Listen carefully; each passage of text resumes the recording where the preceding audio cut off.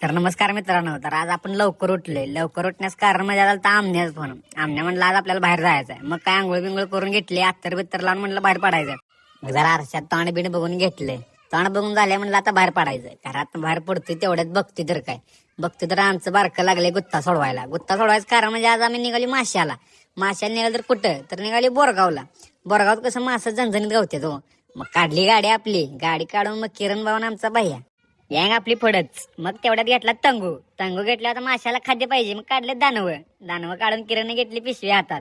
तेवढ्यात बघसर आली नदी आल्यावर मग काही मी उतारलो खाली.